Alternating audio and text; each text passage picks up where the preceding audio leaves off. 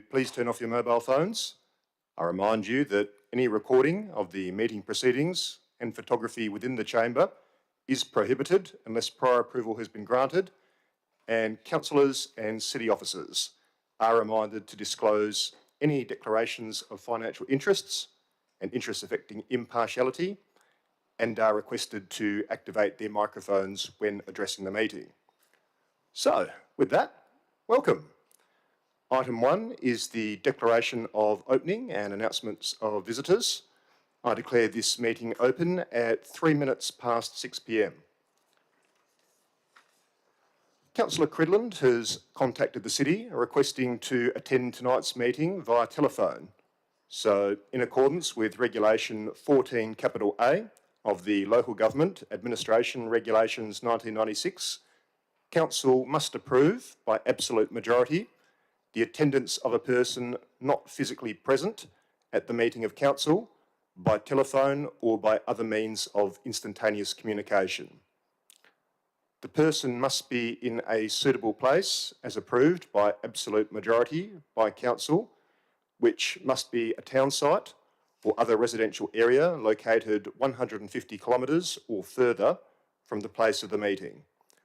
So, I would like to move, firstly, that Council approves Councillor Glenn Cridland to attend the City of South Perth Council meeting held 22 November 2022 via telephone in accordance with Regulation 14 capital A subsection 1 of the Local Government Administration Regulations 1996, and also that Council approves 12 Gurin Street, Geograph, Busselton, as a suitable place for Councillor Cridland's attendance in accordance with Regulation 14 capital A subsection 4 of the Local Government Administration Regulations 1996. An absolute majority is required for both of those decisions. Councillor Brenda Abrandis to second. Thank you. Councillors, does anyone wish to say anything either for or against? No. In that case, councillors, please cast your votes.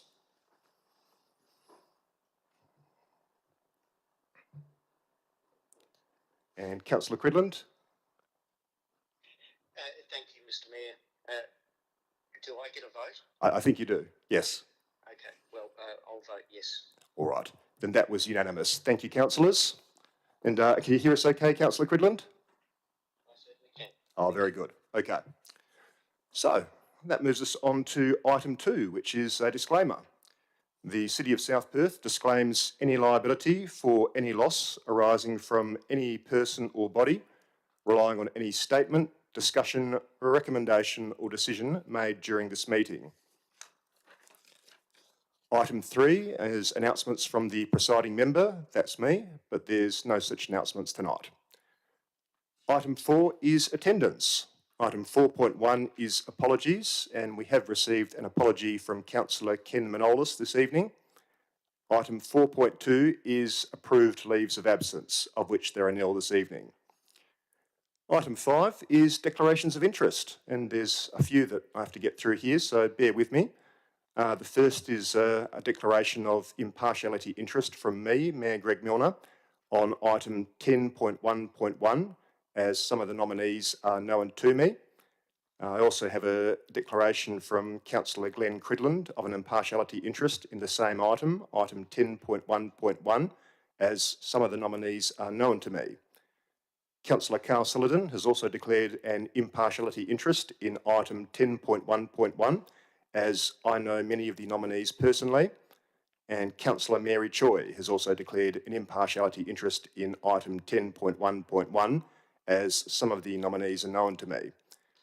Councillor Jennifer Navard has also declared an impartiality interest in item 10.1.1, as some of the nominees are known to me, and I've declared an impartiality interest in item 15.1.1, as I've participated in discussions regarding this matter.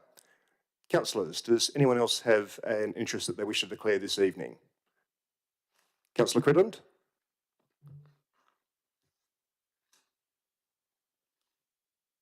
Councillor Cridland, any declarations that you wish to make? I've already made the one for you on 10.1.1. He's not on mute by any chance, is he? Councillor Cridland, can you hear us? Yes, I can, and I was on mute. You anticipated correctly. No, No, I've got no further disclosures or declarations of interest to make. Thank you for reading out mine. Thanks very much. All right, no others, councillors? No, okay. All right, moving on to item 6, which is public question time. Item 6.1 is responses to previous public questions taken on notice, of which there are nil this evening. And item 6.2 is public question time itself. So I now open public question time at 8 minutes past 6 p.m. We received 2 written submissions prior to tonight's meeting. Mr. Peter Scott of Como, I now invite you to the microphone. Welcome, and we look forward to your questions.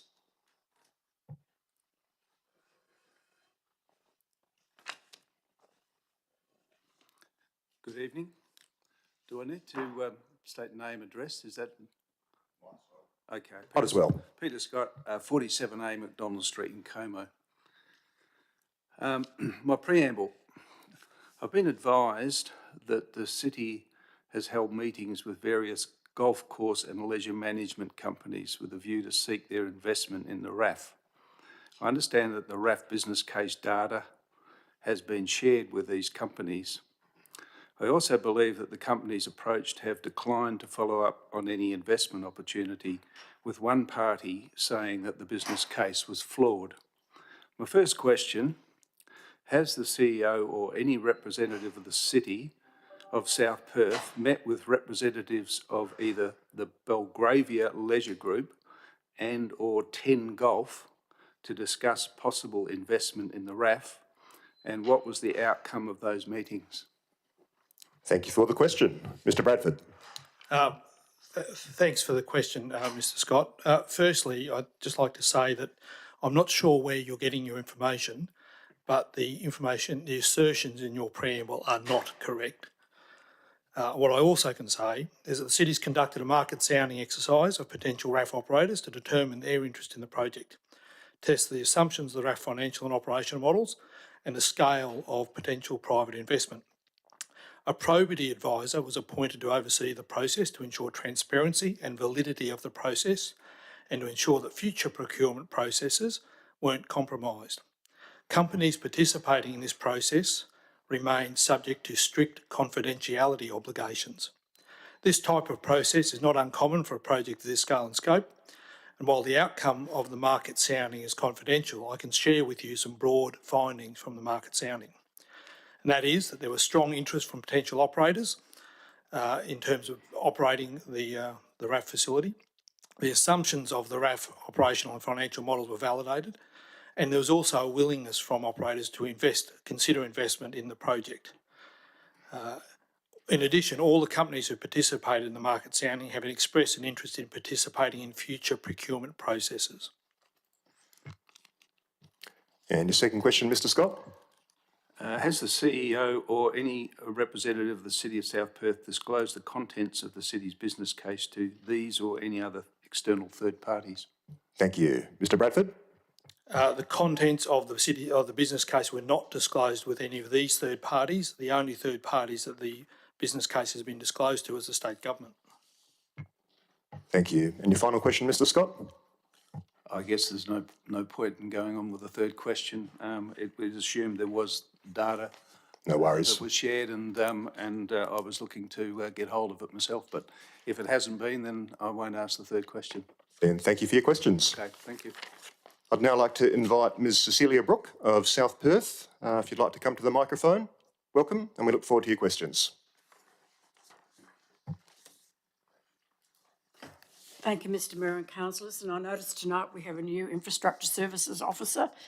Welcome, Anita, from the community. I speak on behalf of the City of South Perth Residents Association and Corporation. There has been some commentary about George Burnett Leisure Centre, and when I drive past there, I can't help but wonder why the whole park is not used more. So my 3 questions are: 1, when will the master plan for George Burnett Reserve be completed, please? Thank you. Mr. Bradford? Thanks for the question, Ms Brooke. A master plan for GBLC is completed in draft format, but it's awaiting the resolution of the RAF project before it can be finalised. Could you please explain the validity of any assumptions on the future of George Burnett facilities used to justify the RAF when a master plan has not been completed? That is, the removal of facilities at George Burnett, albeit operating at a loss, would be a great shock for people who use George Burnett facilities. Thank you. Mr Bradford? Thanks for the question. The facilities at George Burnett, at Collier Park Golf Course are at the end of their life, and GBLC, and they're not really fit for purpose.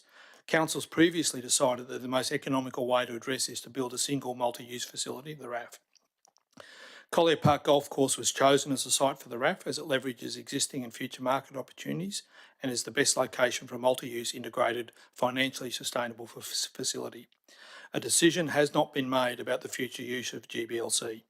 The city envisages that many of the courses and classes that are currently conducted at that facility, GBLC, would be offered at the RAF if it proceeds. Number 3, what is the scope of works for the $9 million and $16 million cost estimates used for the redevelopment refurbishment of existing facilities at George Burnett Leisure Centre and Collier Park Golf Course? Thank you. Mr Bradford? And thanks for the question. I'm not sure where the 9 and 16 numbers come from, but the $9 million was for George Burnett and $16 million. but I'm not sure where the basis is. What I can say is the long-term financial plan has allocated $10 million and $10.4 million respectively for George Burnett Leisure Centre and Collier Park Golf Course. The city hasn't undertaken detailed cost estimates or detailed planning for either option, but we have done some preliminary estimates, and that's the basis of the $10 million. There have been a couple of other estimates done that have actually resulted in higher amounts, but that's what's in our long-term financial plan. The amounts that have been allocated are intended to provide a like-for-like replacement of those facilities and would not constitute a significant redevelopment of each site. Importantly, refurbishment of George Burnett would not address the significant need in the city for indoor playing courts, as the amount allocated would only ensure the existing court could be really extended to ensure compliance with competition standards. And as you know, the city is actively lobbying the state government to fund the provision of indoor playing courts at the RAF. One thing in terms of the use of George Burnett Park generally, you may not be aware or may not have noticed that at the October OCM, Council authorised the CEO to enter into a lease agreement with Be Our Guest Holdings Proprietary Limited at the Old Manning Library for the purpose of a community centre, including a kiosk and kitchen. The city envisages that, subject to further approvals, that this development would revitalise George Burnett Park and increase the use of the site. Thank you, Mr Bradford, and thank you, Ms Brooke, for your questions. All right, I'm just going to check with governance to see if there's any late questions in the tray. No, there's not. Okay. In that case, I now close public question time at 6:16 p.m. Item 7 is confirmation of minutes and notes. Item 7.1 is minutes. Item 7.1.1 is the ordinary council meeting held on 25 October 2022. So I'm looking for a mover, please, to move that the minutes of the ordinary council meeting held 25 October 2022 be taken as read and confirmed as a true and correct record. Can I have a mover, please? Councillor Brenda Abrandis, thank you. Seconded by Councillor D'Souza. Councillors, please cast your votes.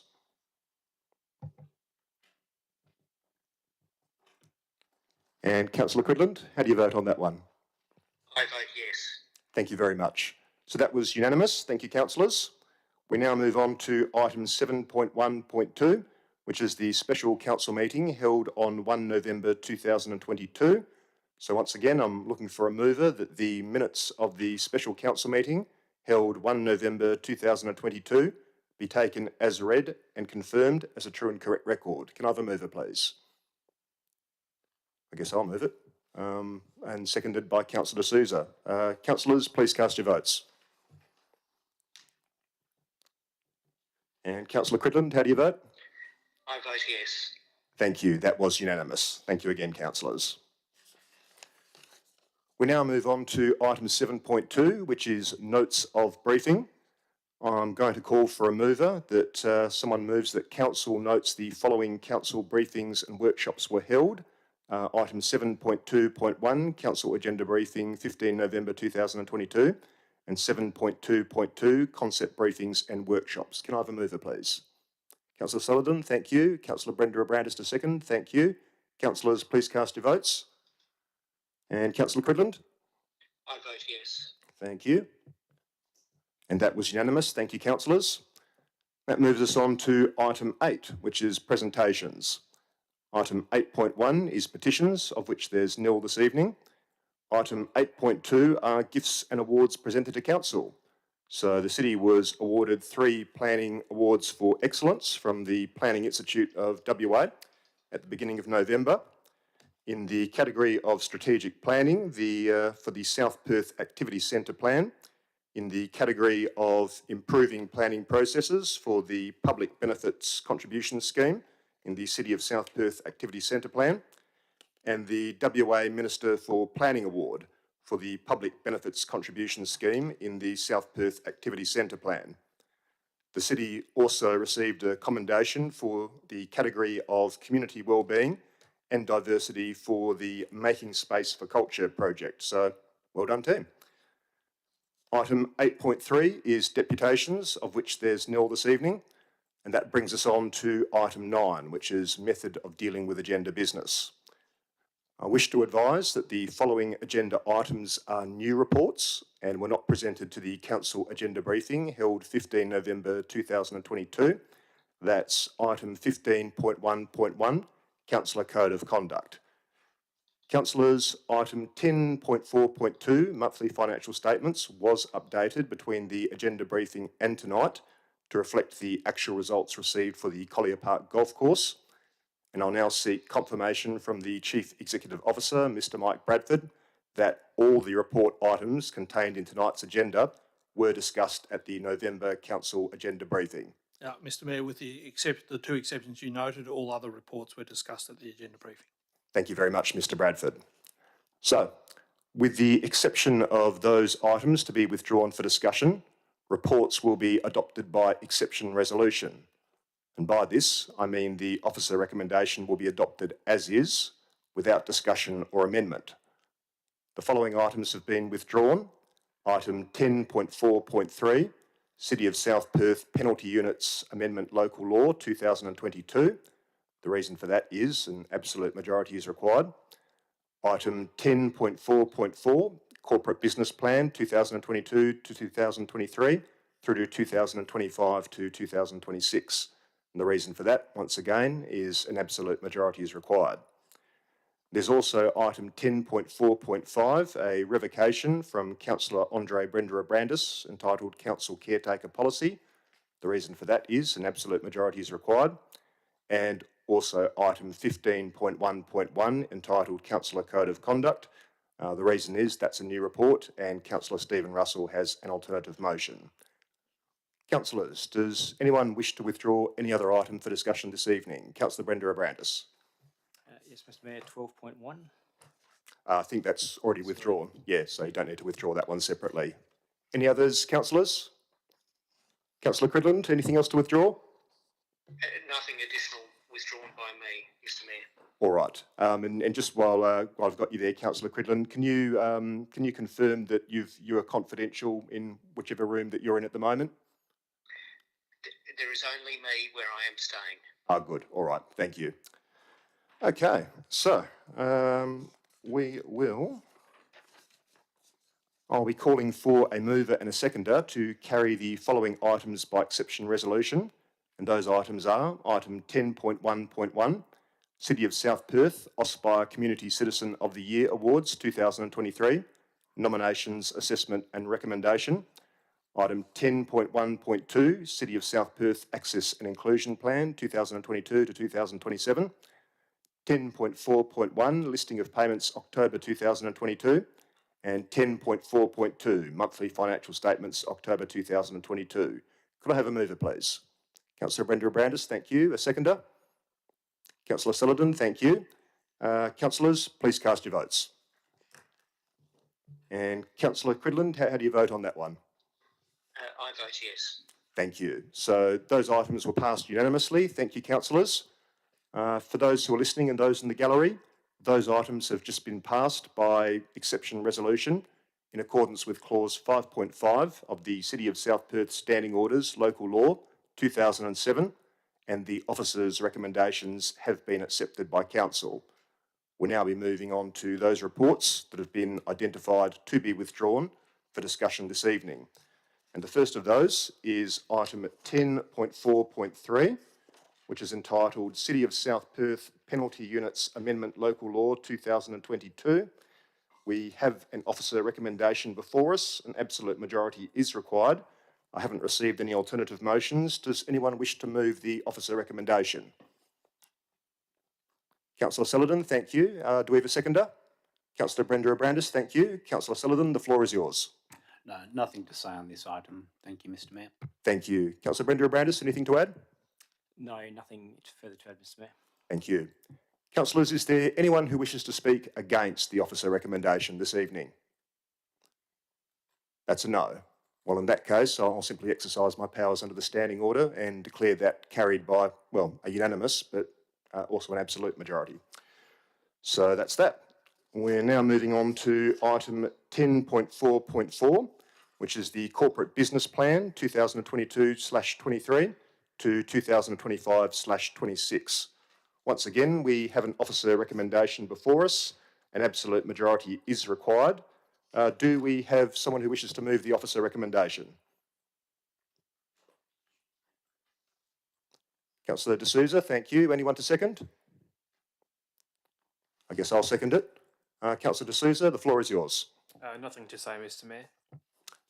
And likewise, from my point of view, I've read the plan, it looks fine to me.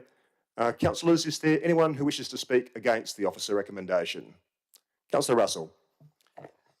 Thank you, Mr Mayor. Not to speak against it, but I wish to move a procedural motion 11.1B that the debate for this item be adjourned to the December 2022 OCM.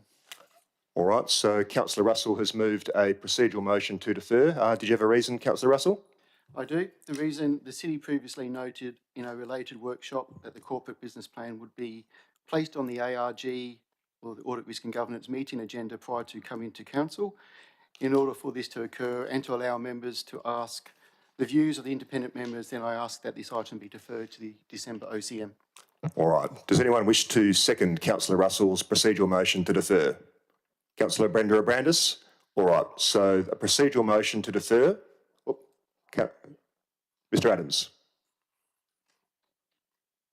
I think we just need to pause for a minute because I don't think deferring debate is going to actually achieve what the councillor intends, because just by deferring debate, it means that it will just go to the next council meeting, not necessarily to the ARGC meeting. I see. So we're out of time for an alternative motion. Can Councillor Russell's proposed deferral be accommodated? So probably the way that it should have been done is with a deferral motion prior to us starting debate on it. I think under the standing orders we can defer with a procedural motion at any time, but it can't be with a direction that it goes to the ARG. It would simply just be a deferral to the following month. Yes. Is that correct, Ms Tucker? Yes. Councillor Russell. I didn't believe there was a deferral of an item. The only procedural motion is an adjournment of a debate. Mr Adams? Yeah, the motion to defer would have been an alternate motion to be heard before the item was actually opened for debate. So just by using the procedural motion under the standing orders says that it will be deferred to a council meeting at a particular time. I'll just consult the standing orders and just see whether there's an ability to defer it to the council meeting. All right. To the Audit Risk and Governance meeting. For those that, so do I need to move a brief adjournment there, Mr Adams?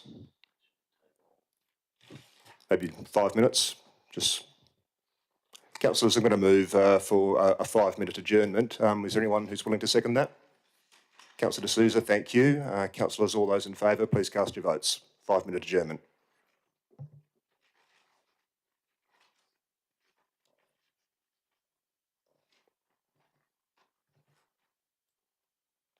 And Councillor Cridland, how do you vote in terms of a 5-minute adjournment? I vote yes. Thank you. I'm just waiting on one more vote then.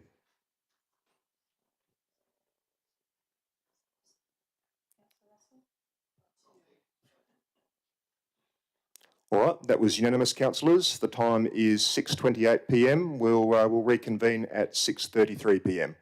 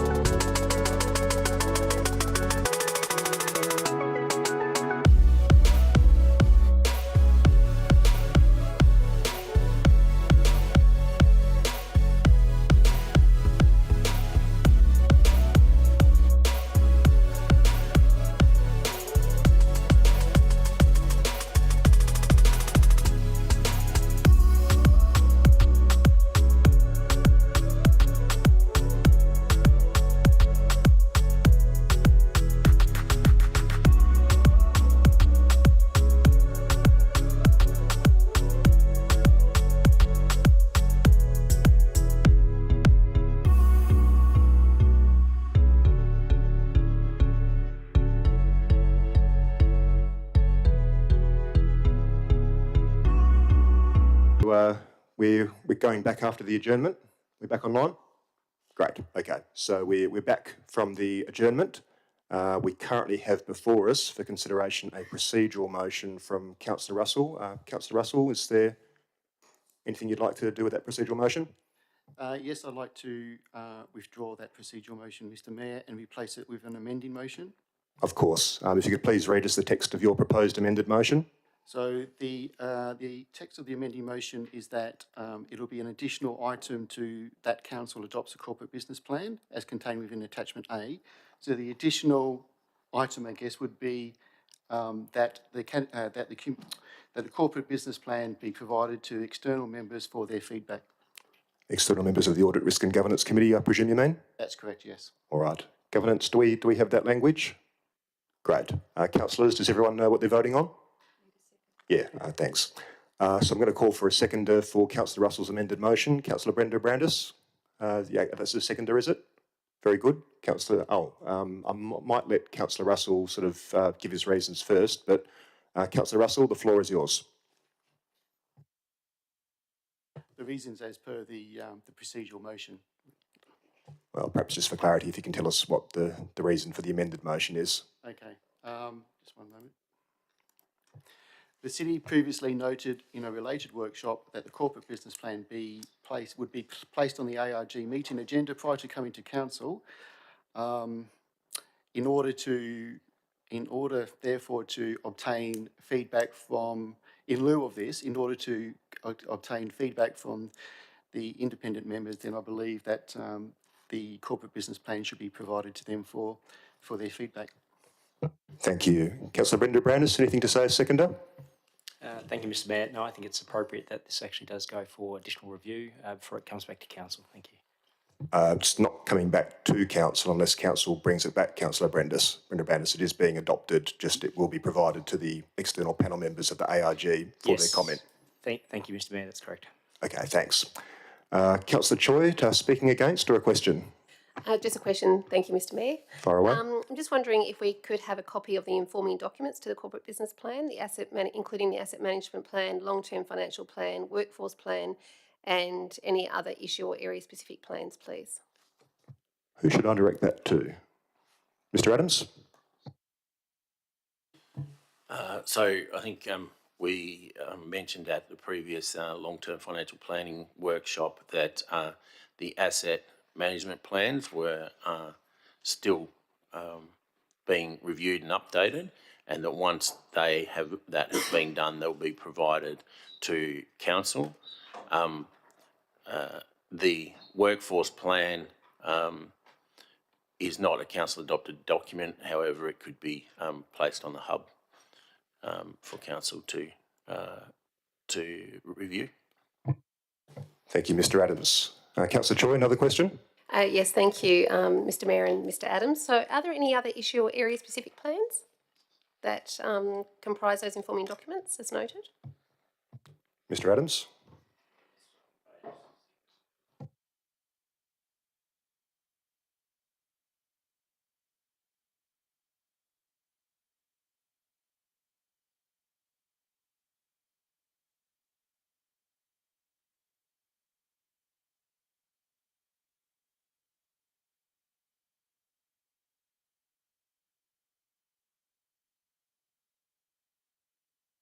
Just to clarify, Councillor Choi, are you referring to the additional city plans on page 9 of the document, or are you referring to something else, perhaps the documents on page 8? Well, most of those are public plans on the website. Thank you, Mr Mayor. Just in relation to any informing documents, other informing area-specific plans as noted. That's all that inform the corporate business plan. So obviously the corporate business plan is informed by the business unit plans, but they're quite operational and they wouldn't normally come before council. Okay, that's all. Thank you. Thank you. Councillor Brenda Brandis, a question? Yes, thank you, Mr Mayor. With regard to the workforce plan, will that be presented at any point in time to council, and do we actually have a current workforce plan? I'm going to allow this question, but councillors, please remember we're talking about Councillor Russell's amending motion. Some of these questions sound like they're actually on the substantive motion. We've got to deal with the amending motion first. So I'm going to allow that question, but perhaps we can bear that in mind until we've resolved the amending motion. Mr Adams? The workforce plan would be placed on the hub for information for councillors. It's not one that requires council adoption. All right, councillors, at this point I'm going to ask if anyone actually opposes Councillor Russell's amending motion. Does anyone oppose or wish to speak against Councillor Russell's amending motion?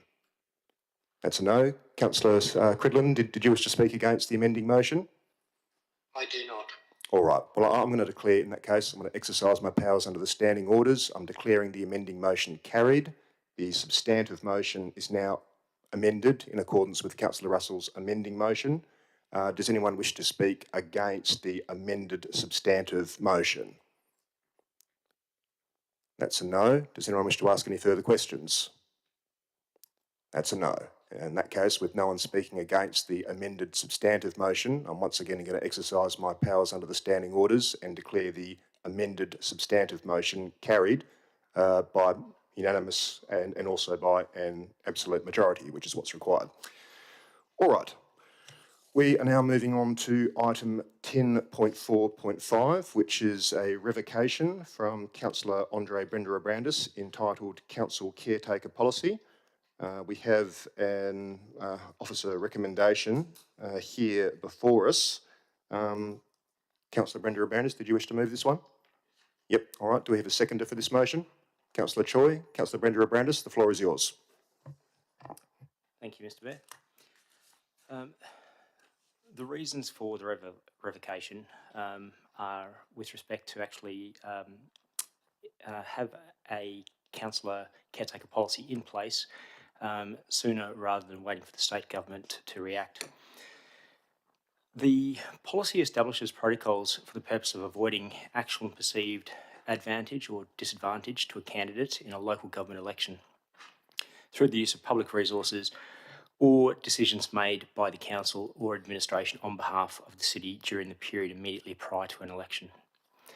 This policy ensures the functions and responsibilities of the city's administration, elected members, and those who are candidates in local government elections and other local government candidates are undertaken in a manner that supports a high standard of integrity and fairness through local government elections. With local government elections in October 2023, it's now considered prudent to revisit the adoption of a caretaker policy. This is because in an election campaign, there can be additional public scrutiny and added political considerations where matters are brought before council. In addition, recent regulatory changes have increased transparency and accountability procedures for local governments.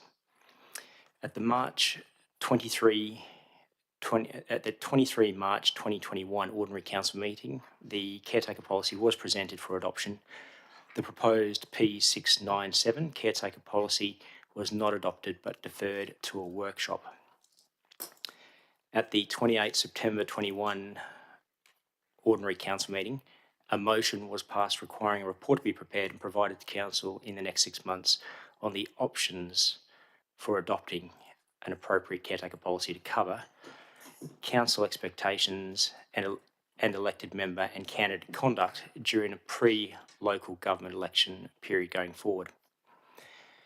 At the 22 February 2022 Ordinary Council meeting, it was resolved to not progress the council caretaker policy until the outcome of the local government reform process is known, and that the CEO write to the Minister for Local Government to inquire whether the proposed state-wide election caretaker policy is intended to be in place prior to the 23 local government elections. It's been over 18 months since we were presented with a draft caretaker policy for consideration. For good governance, we need to adopt something. This is in all of our and the city's best interest. The response from the Honourable John Carey, MLA, Minister for Housing, Lands, Homelessness and Local Government, advised a standard election caretaker convention model will be in place for state and federal elections. Given the Walgett template is available, this should be adopted, subject to required legislative requirements that may require amending to an adopted Walgett model. The Minister has encouraged the City to prepare and adopt a council caretaker policy ahead of the 2023 local government elections. The Wellga caretaker policy template is comprehensive and provides most of what we would require to include to ensure good governance and behaviours during the next local government election period. For existing local members, candidates, city employees, this will include the following, but is not limited to: city communication and publications, city website and local media content, civic events and functions, city publicity, promotional and civic activities, council member misuse of local government resources, council member speeches, and council member participation at events and functions. This caretaker template is comprehensive and provides very good governance. We need to adopt a caretaker policy without waiting until directed by the state, and can amend as required to ensure compliance for any gaps in our council caretaker policy.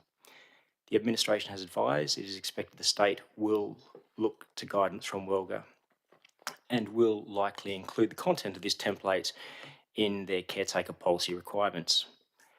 As such, the community has a right to expect that local government elections are conducted in an ethical, fair and equitable way.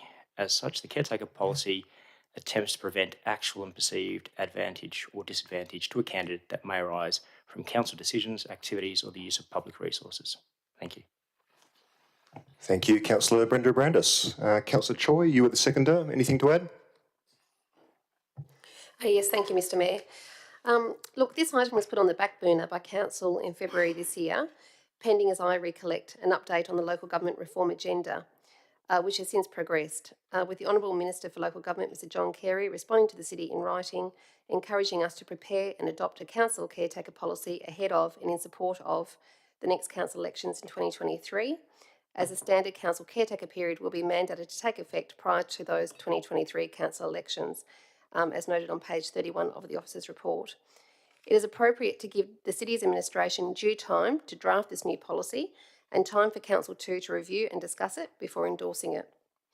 Minor adjustments or any necessary changes, as outlined by Minister Carey and the reporting City officer, following implementation of the statewide standard, will be possible and less time intensive if the substantive portion of the policy has already been drafted and approved. I encourage Council to support this motion as it demonstrates good governance. Thank you. Thank you, Councillor Choi. Does anyone wish to speak against this motion? Councillor Cridland, do you wish to speak against it? No, but if I could be granted an indulgence, I'd speak for it if there's no one to speak against it. I was going to declare the motion carried, but if you'd like to speak for it, sure. Look, I'll be brief. I'm very glad to see Councillor Brenda Brandis bring this back before Council. The council caretaker policy was a initiative that I brought to Council, but I was unable to gather a majority here at Council to have this progressed. And it was very close, 5-4, but given that the seconder is one of those who was initially opposed to progressing it, I think that we have reason to be confident that we will bring in a council caretaker policy and improve governance for the city. There were some really significant issues with the 2019 local government election for South Perth. I don't want to see them repeated, and I think a well-drafted, not necessarily word for word from Wellga, but a well-drafted, well-considered caretaker policy does a couple of things. First of all, it sets out the city and the council statement that it wants people to behave well, and it also sets out some rules. So I'm very pleased to see this here, and I do hope that the council will this time support this important initiative to improve governance. That's all I wish to say. Thank you, Councillor Cridland. Councillor D'Souza, a question, or did you wish to speak? Just a question, Mr Mayor, if I may. It just concerns the Wellga template, and I'll preface this by saying I'm in favour of this motion, but I'm just concerned with regards to how it might be implemented. So one of the things in the Wellga template were civic events. So presumably there could be a case where there's a candidate debate or the like. I'm just wondering who defines what civic event is, and is there a risk if a councillor / candidate goes about their duties in sort of fronting up to a public debate or a community meeting, they might potentially fall foul of any draft policy? That was a reasonably long question, but Mr Adams, you able to answer that one? So the intent is that we would use the WOLGA template as a base and make some adjustments to it. That's why WOLGA provides those templates. They're just sort of the bones, and then council is able to make changes to those. So we would present to you and circulate something based on the WOLGA model. We already have some feedback from the previous workshops we did, and we would attempt to include some of that feedback at least. And then whatever feedback comes back from that, we would look to put into the report for when the item comes before council for adoption. Thank you. Councillors, is there anyone else who wishes to speak either for or against the motion? No. In that case, Councillor Brenda Abrandis, did you wish to say anything by way of winding up? No, thank you, Mr Mayor. I think I've covered it fully. All right, thank you. In that case, we're putting item 10.4.5 to the vote. Councillors, please cast your votes. Councillor Cridland, which way would you like to vote? I vote yes. All right. Then that was unanimous. Thank you, councillors. All right. That's the end of item 10. We move on to item 11, which is applications for a leave of absence. Does anyone have a leave of absence application that they wish to submit? Councillor Choi, I see your hand up there. Yes, thank you, Mr Mayor. I request leave of absence from 8th of December to 18th of December. And that's inclusive? Yes, thank you, Mr Mayor. All right. Anyone else? Councillor Brenda Abrandis. Thank you, Mr Mayor. I'd like to submit a leave of absence from the 5th of December through to the 31st of December, inclusive. Thank you. Anyone else? Councillor Cridland? None from me. All right. In that case, I'm going to ask for someone to move a motion that the leave of absence applications received from Councillor Choi for the period of 8 December to 18 December inclusive, and Councillor Brenda Abrandis for the period 5 December to 31 December inclusive be granted. Could I have a mover, please? Councillor Sullivan, thank you. A seconder? Councillor Navard, thank you. Councillors, please cast your votes.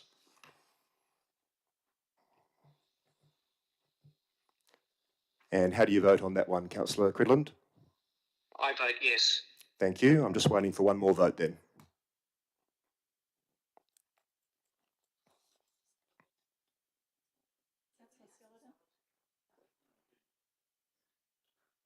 And that was unanimous. Thank you, councillors. We now move on to item 12, which is motions of which previous notice has been given. There's only one. It's item 12.1, a notice of motion from Councillor Brenda Abrandis entitled Financial Expenditure. Councillor Brenda Abrandis.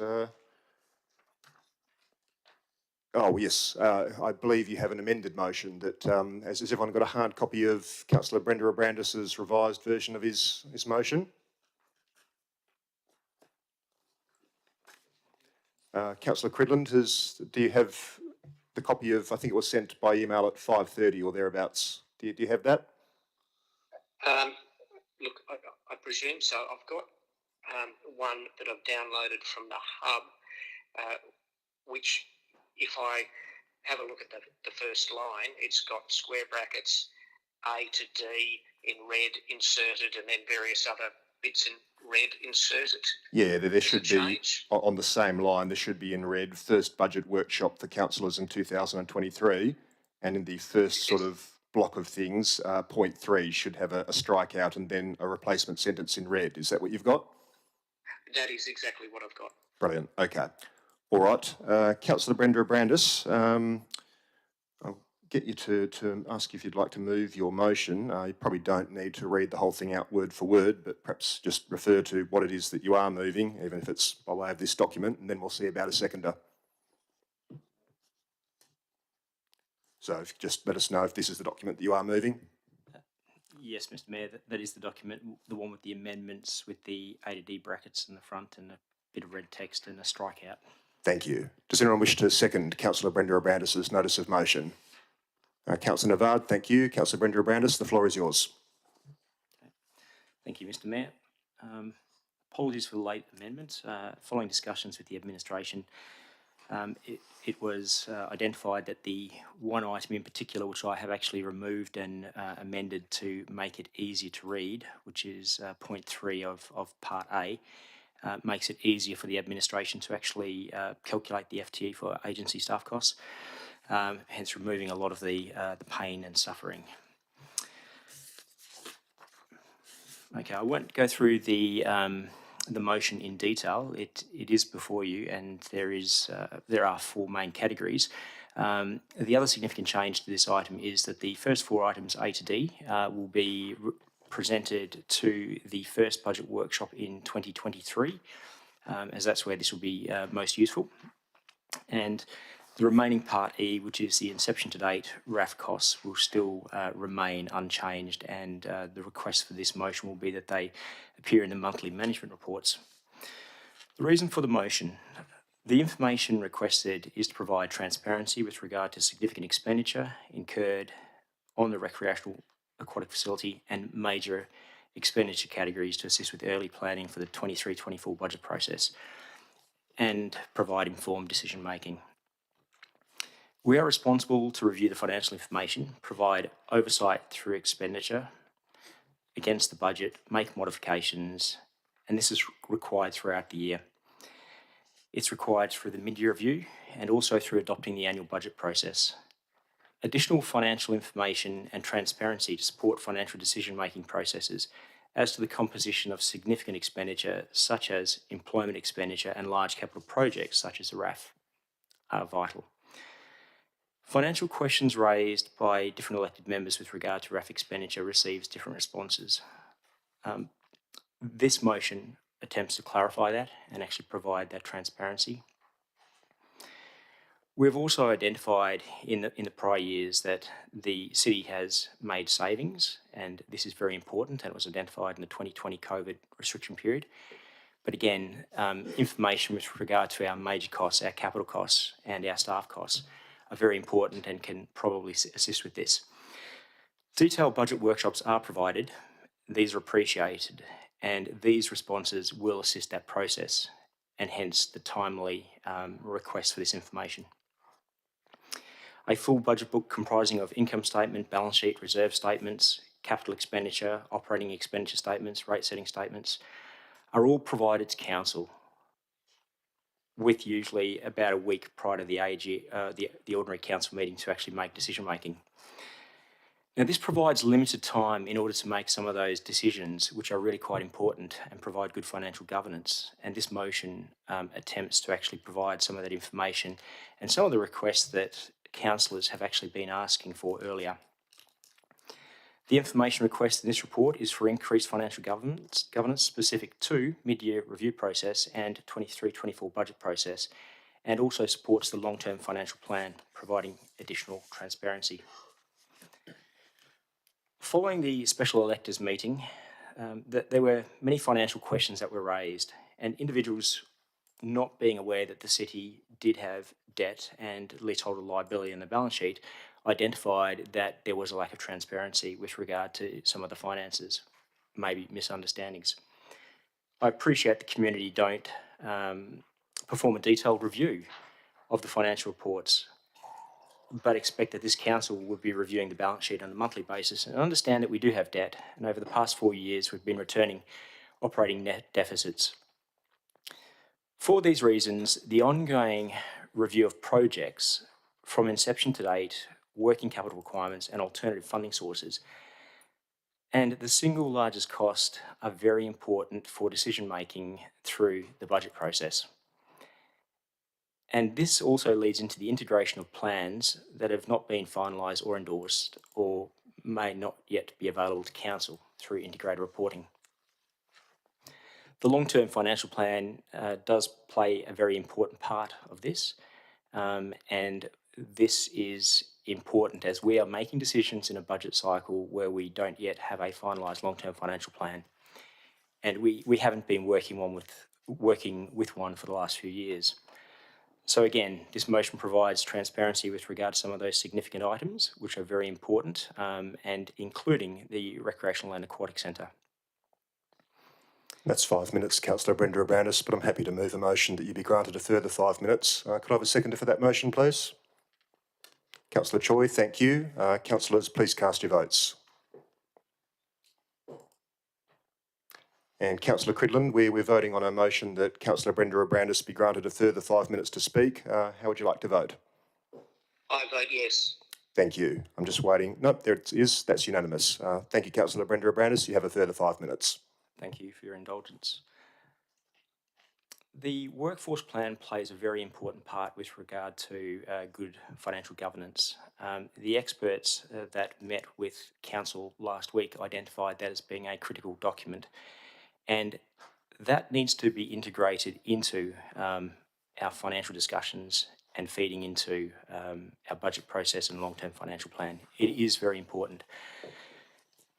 The questions in this motion do provide some of that support and do identify some of the questions that we should be asking, and it might lead to further strategic decisions made by this council.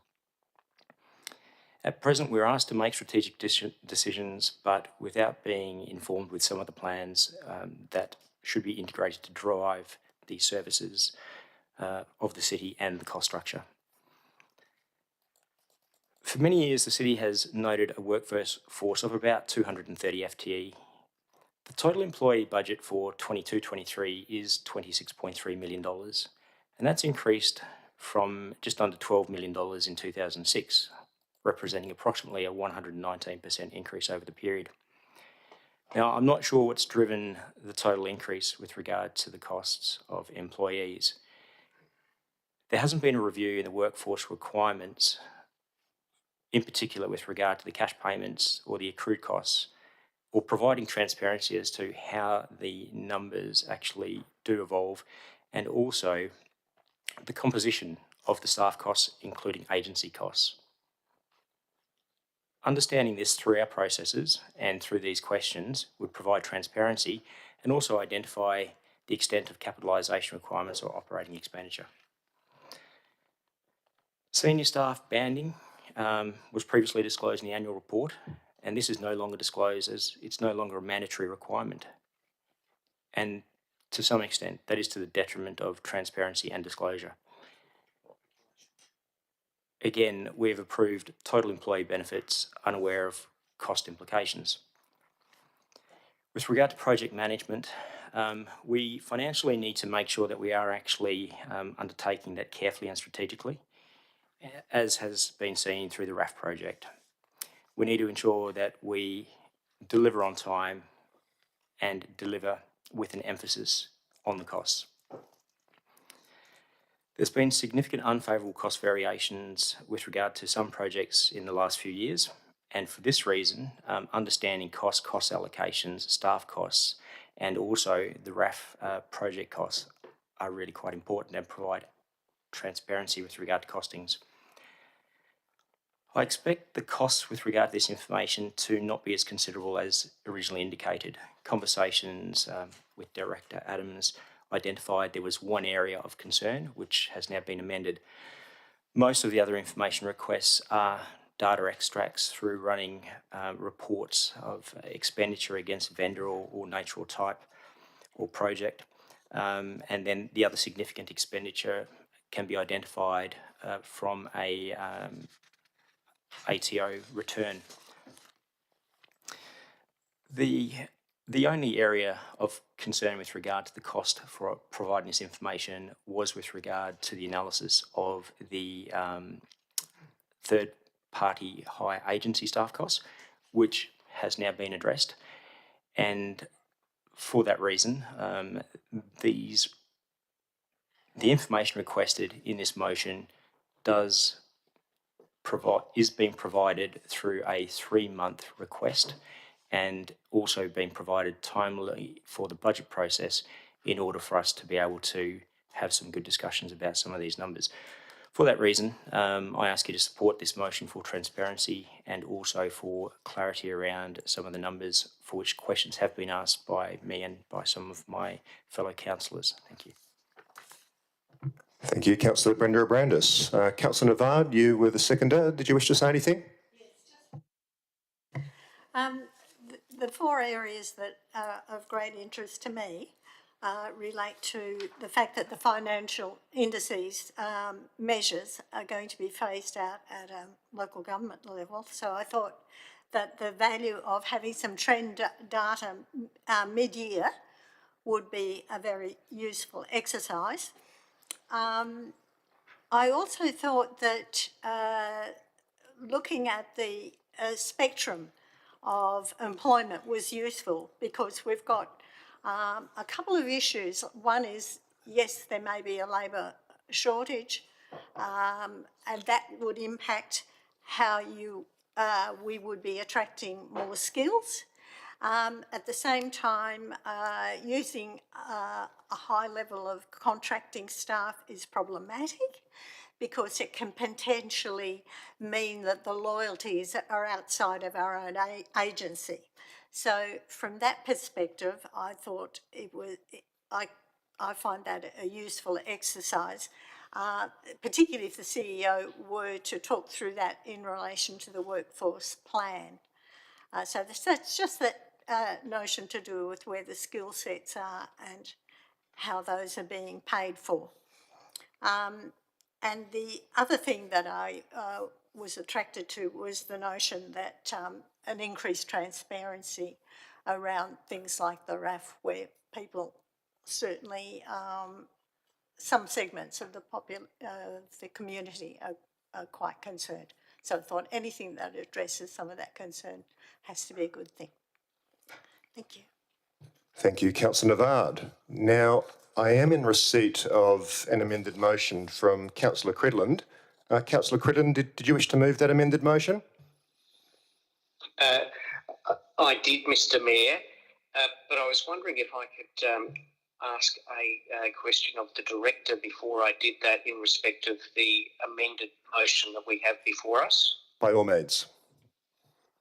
My question is to Director Adams, and that is,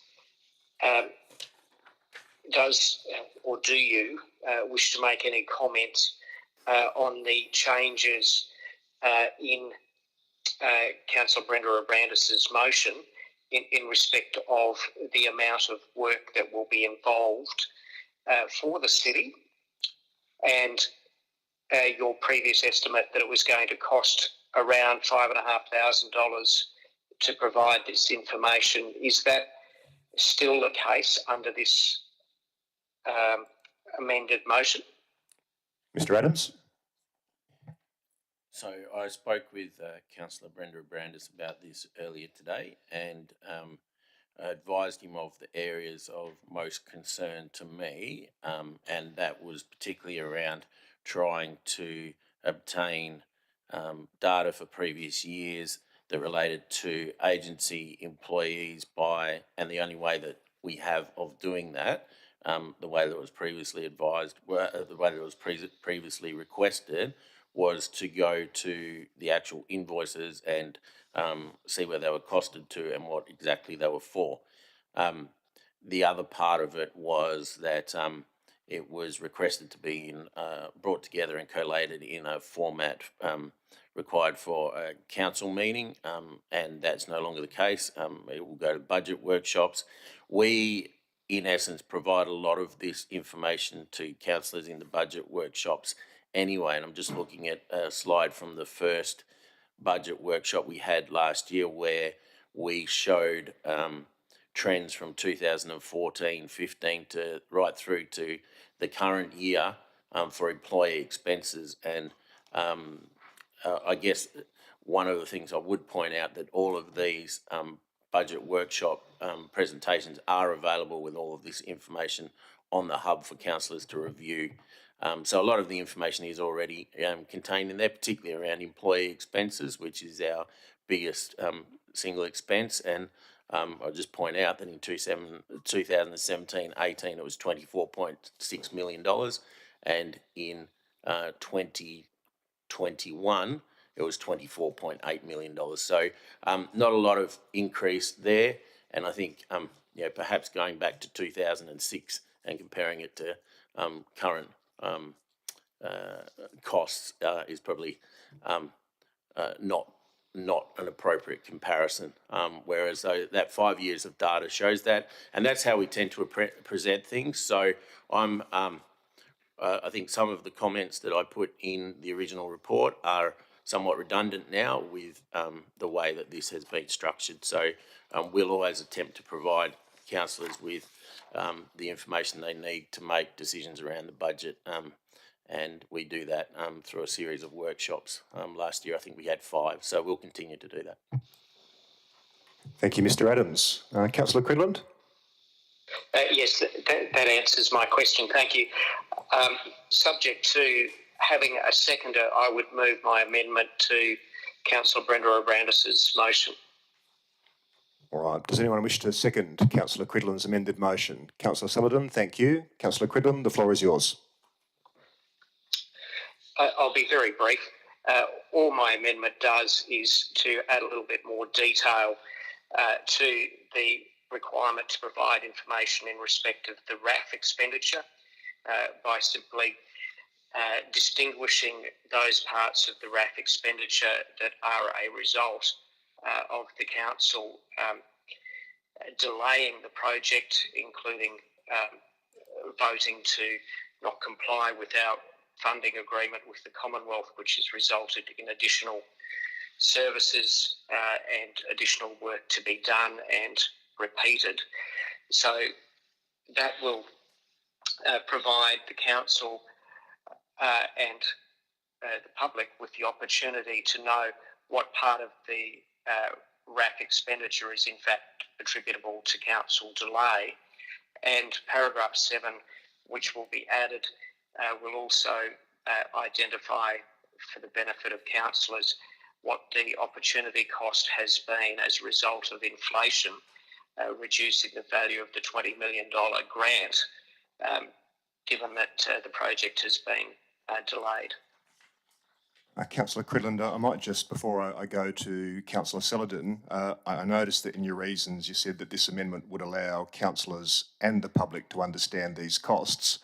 But if I'm reading the latest version of Councillor Brenda O'Brandis's motion correctly, the information is going to be provided to the first budget workshop for councillors. Mr Adams, am I right in thinking that wouldn't necessarily be made available to the public? Correct, Mr Mayor. Yeah. Is that sort of, well, do you understand that as being having effect on your amended motion and the reasons given? Well, yes, I do, now that you've made that clear. And nonetheless, I think it will be useful for councillors to know just what part of the RAF expenditure is part of the normal project development and what part is attributable to us having delayed the project, even if it's only the councillors in budget workshops who get to see that information. Yeah. So with that, are you happy for me to move to Councillor Celadon as seconder? Sorry, you're a bit garbled there. Oh, sorry. I was going to say, are you happy for me to move to Councillor Celadon as seconder? Yes, I am. Thank you, Mr Mayor. All right. Councillor Celadon, you're the seconder. Anything to add? Yes, thank you, Mr Mayor. So I support the motion by Councillor Brenda O'Brandis, and I also support this amended motion. Just to note that in his own words, Councillor Brenda O'Brandis referred to the pain and suffering that this is going to bring on the administration, and I thank him for reducing somewhat some of that pain and suffering, perhaps not all of it. But I think it's also important that this council understands the impact and the financial impact of the results of delaying progressing the RAF. Thank you. Thank you, Councillor Celadon. So, councillors, we're discussing Councillor Cridland's amended motion at the moment. Does anyone wish to speak against Councillor Cridland's amended motion? Councillor Brenda Abrandis. Question. Thank you. I've got a couple of questions.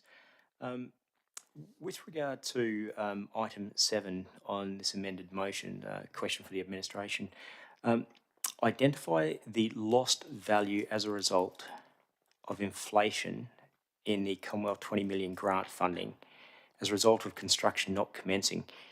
I'm a little bit confused with regards to how you'd be benchmarking to actually quantify that lost value and what you'd be using as part of that methodology for calculating lost value. Mr Adams, can I send that one your way? Yes, Mr Mayor. We would calculate, obviously based on inflation over the period, the value of money spent at a particular time, cost escalations potentially with the project. So I think we'd come up with an estimate of it, and it would be for council to decide whether that's something they agree with or not. But there are ways that we can estimate, what would have been the value of that money if it was spent at 2022 as opposed to spent at some later period in time. Obviously, it's not going to be an exact science, but we can make some estimates and show the methodology in anything we put before council as to how we've calculated it. Thank you, Mr Adams. Councillor Brenda Abrandis. Thank you for the response, Mr Adams. My second question with regard to this item is there's obviously subjectivity that's required here, and you may very well be performing a few scenarios in providing information. So just with the amount of work that's required here, can you advise as to what the incremental cost for this piece of work might be and whether we'd also be engaging external consultants to validate and verify? Mr Adams. We wouldn't be engaging any external consultants. I think we've got the capability of applying an already tried and tested methodology to this and presenting it before council. So I don't see it's a huge amount of work involved. Thank you. Councillor Brenda Abrandis, another question? No, the same question, and it was, and what would be the cost? So if it's internal cost, what would be the time cost internally? Mr Adams.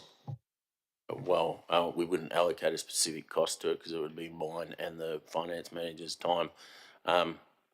So we wouldn't have to get any extra resources. It would be done within the current budget. Thank you, Mr Adams. Councillors, is there anyone who wishes to speak against Councillor Cridland's amended motion? Councillor Choi. I've just got a question. Thank you, Mr Mayor. I'm just wondering, what about the opportunity savings? If we're going to take into account the opportunity costs as Councillor Cridland has laid out in his amended motion, which I'm finding really difficult to understand how it can be properly quantified in the terms that he has couched it. I'm just wondering what about the opportunity savings? Can that be included too?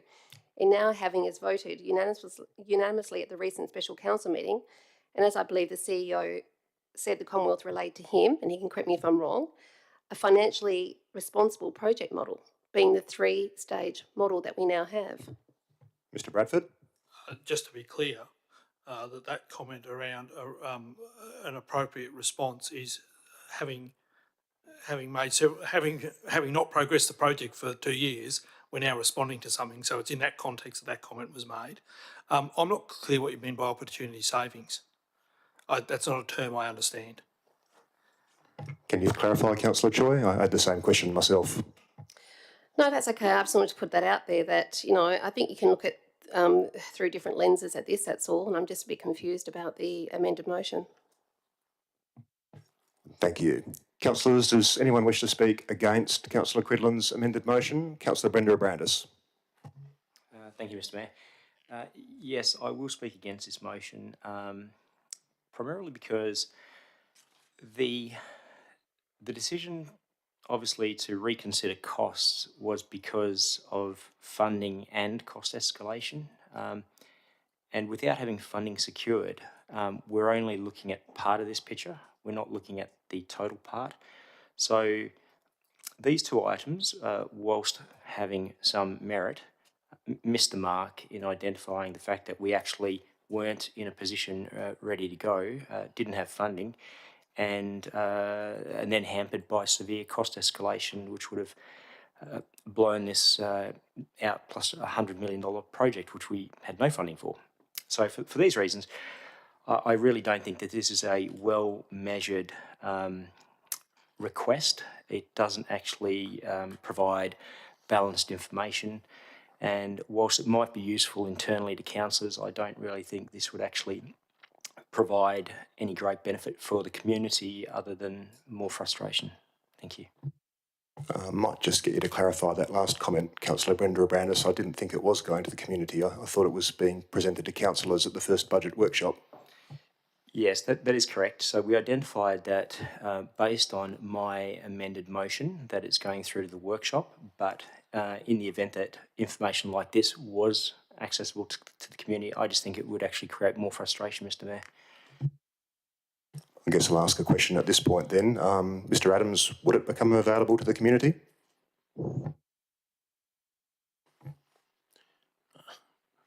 I'm not sure.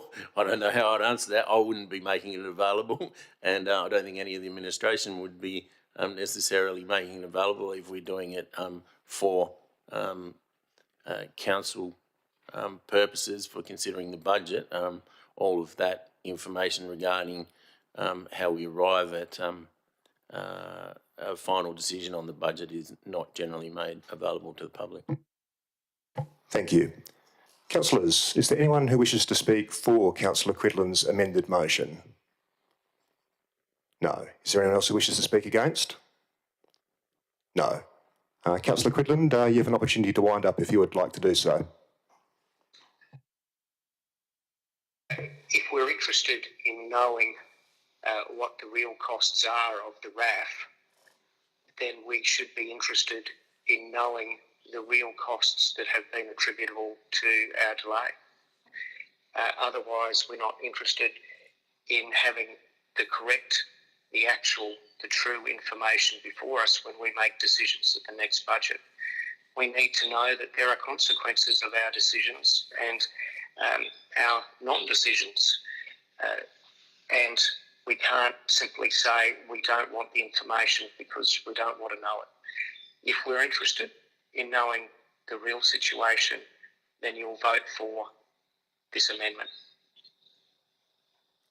Thank you, Councillor Cridland. All right, councillors, I'm now putting Councillor Cridland's amended motion to the vote. This is not the substantive motion. This is Councillor Cridland's amended motion. So with that, please cast your votes.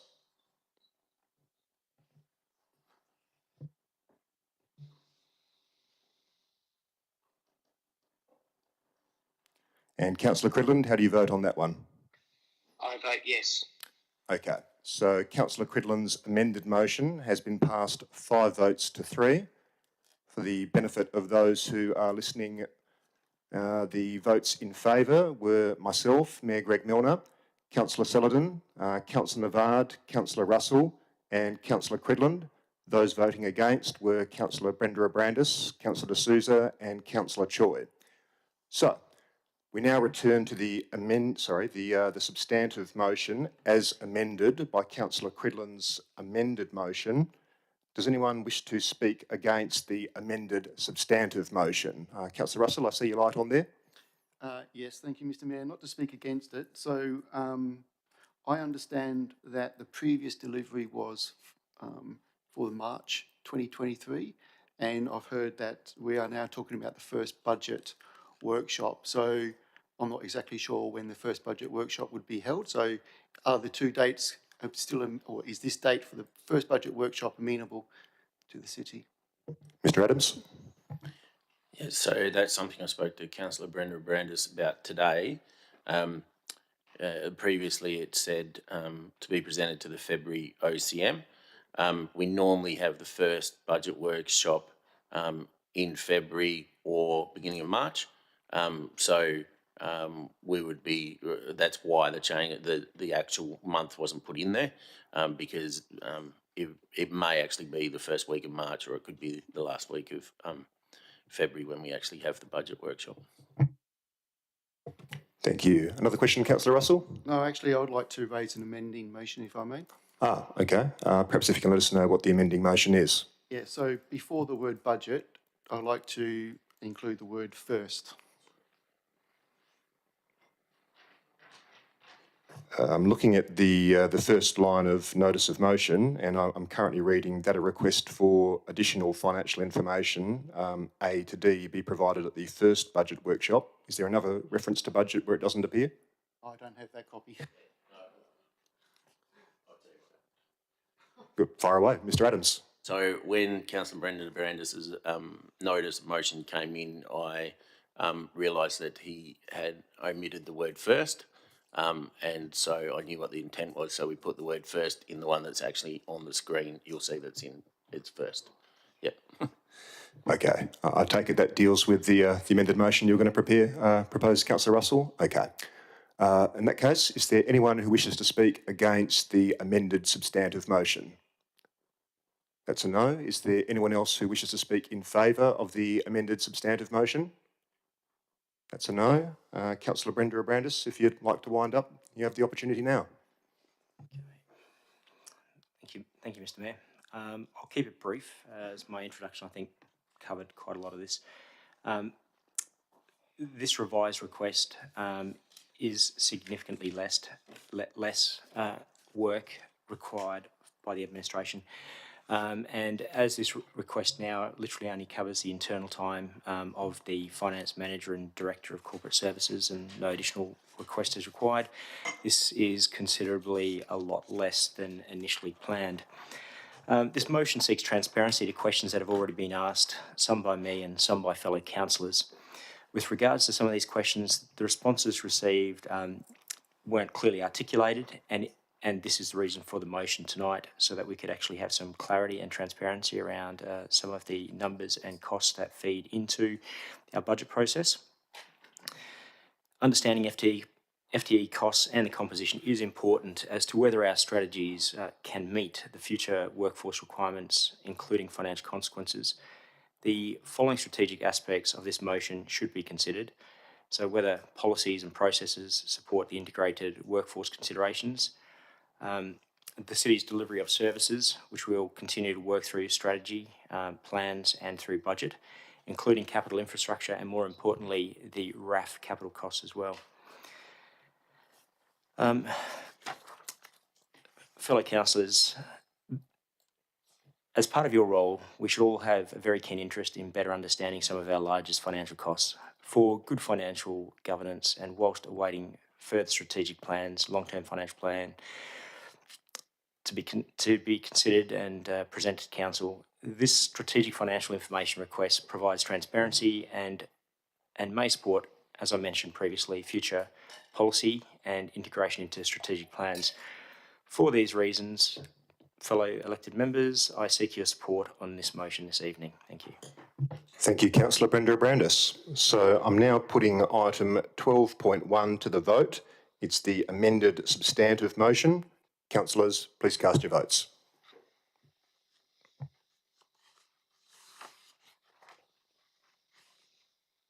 And Councillor Cridland, how do you vote on that?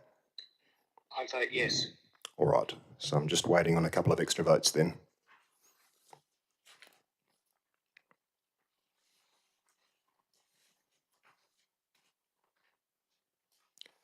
Just waiting on one more vote.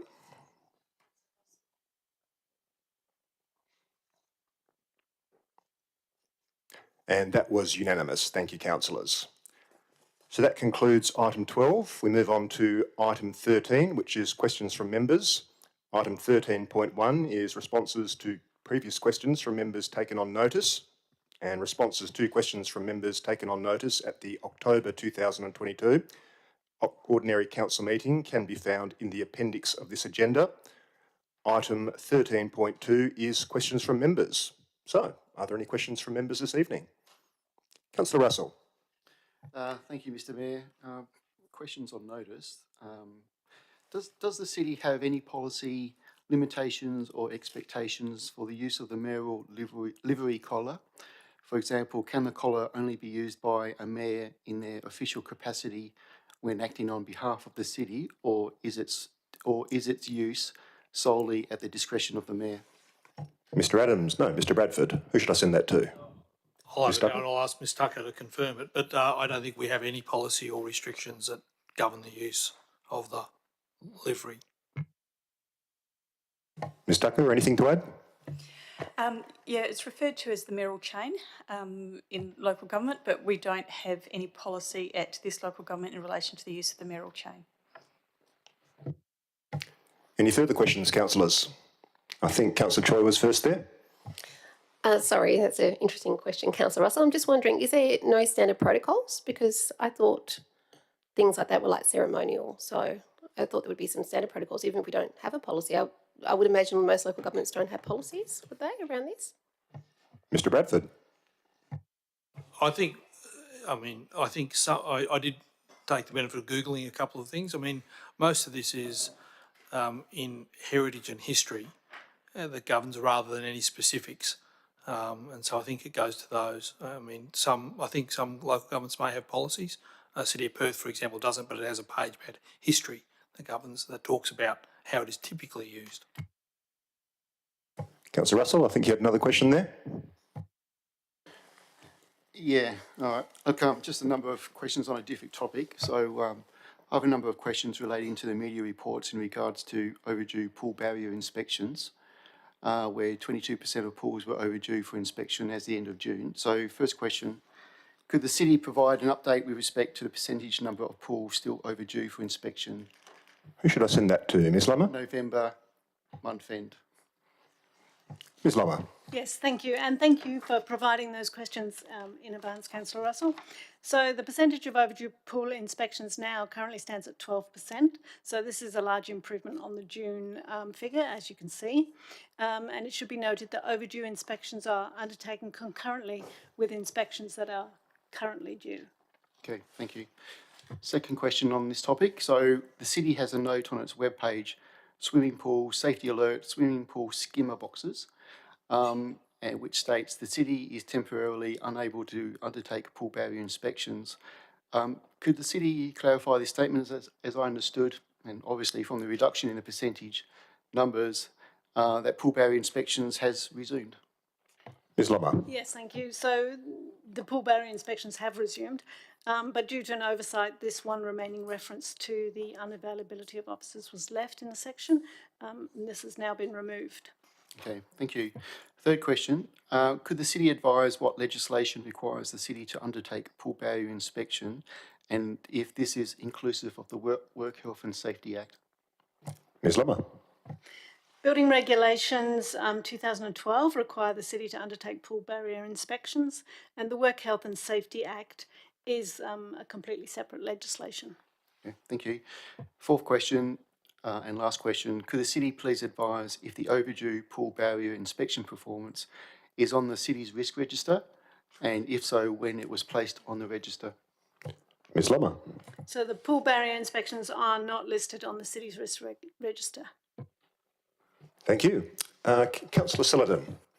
Sorry, I just had a follow-up question. Can the city tell us how many of those pools on the register were built, say, before 2001? Ms Lummer. We might be able to extract that information from our system. I'll have to take that one on notice and let you know. Thank you. Any other questions for the administration? I think Councillor Russell was first. Just a simple question going back to my original question. I'm assuming the mayoral chain is the property of the city, is that correct? Is that Mr Adams or Mr Bradford? Must confess. Yes, I assume so. Certainly not mine. Any further questions, councillors? Councillor Choi. Yes, thank you, Mr Mayor. I've got a couple of questions. Just wondering if the city and its contractors are now up to date with its tree pruning program, especially for street verges with street trees on verges with overhead power lines, please. Who should I direct that question to? I'll have to take that one on notice and get back to you. Thank you very much. Councillor Choi? Yes, thank you, Mr Mayor, and thank you, Ms Primo. It's the first time I've said your name. I had to think about it then. My second question is, I note a recent news update on the city's website dated 16 November 2022 announcing the city has signed new agreements with certain inner city councils, which is very good and well done to all involved. I know maintaining strategic relationships are very important. I'm just wondering if there's any reason that, unlike some of those other local governments involved, the agreement in the form of an MOU, I believe, does not come before this council for noting or endorsing, especially since I understand the collaboration is focused on strategic issues impacting local government with strategic objectives. Mr Bradford. Yep, thanks.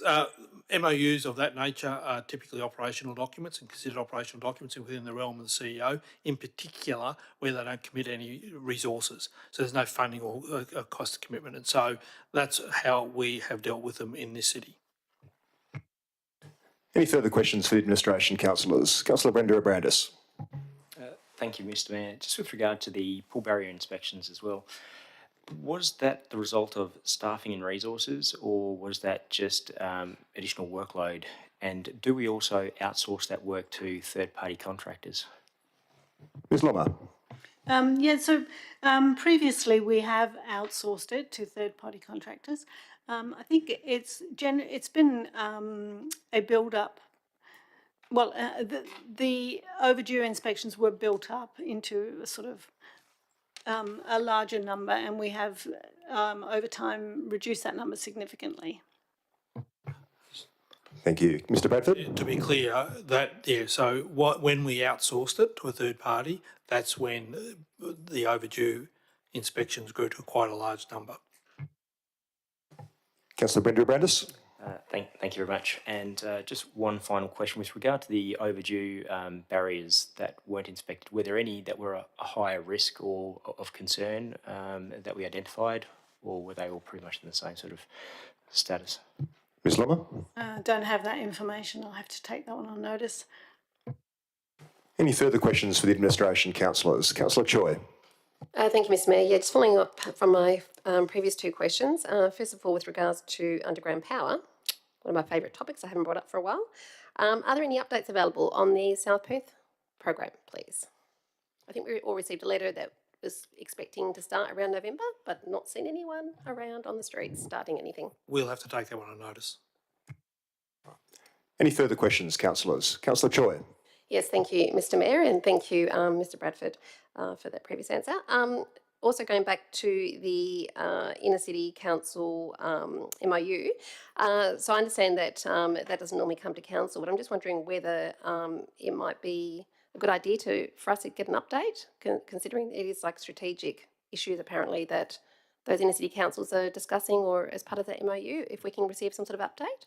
Mr Bradford. I can certainly provide an update through a bulletin article or something like that, but I mean, the use of the term strategic, in reality, these are quite operational issues. So, for example, there's a HR group that works on common practices between the 5 inner city groups and looking to share resources where we can.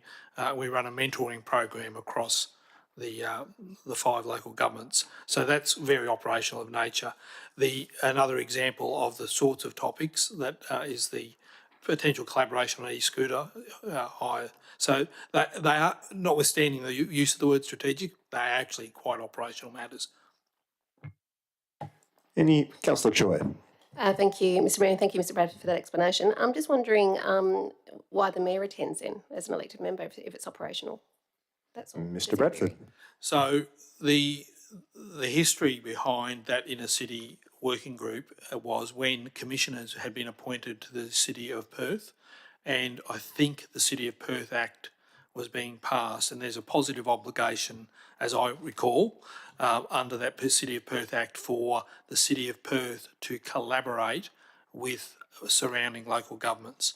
And so it was the City of Perth, I think it was the Chief Commissioner, Eric Lumsden, who raised the idea of forming a group of inner city mayors and CEOs to, I assume his intent was to satisfy the obligation that the City of Perth had under the City of Perth Act. And so it was the City of Perth who drove the formation of the group. And I suspect that the state government has got a strong interest in it operating in that way. Thank you, Mr Bradford. Councillors, any further questions on item 13.2 for the administration? Councillor Cridland, any questions? questions from me. All right, then we shall move on. Item 14 is new business of an urgent nature introduced by decision of the meeting, of which that is nil. Which brings us to item 15, meeting closed to the public. So, councillors, we now move on to item 15.1 of the agenda, matters for which the meeting may be closed.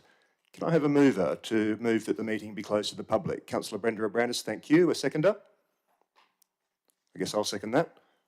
Councillors, please cast your votes. And Councillor Cridland, how would you like to vote on that one? I vote yes. In that case, that's unanimous. So thank you everyone for your attendance at tonight's ordinary council meeting. The audio of this evening's proceedings will be available on the city's website following the meeting. So thank you those who attended in person, thank you those who are attending online, and I'll just wait for confirmation from the governance team that we are offline before proceeding.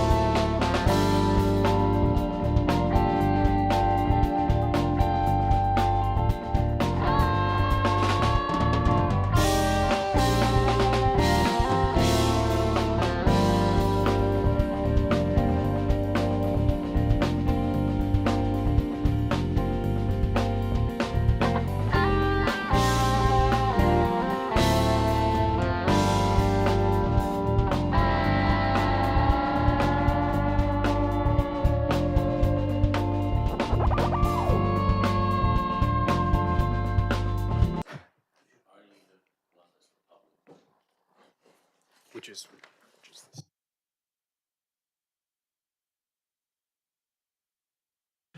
I believe the mayor needs to do that.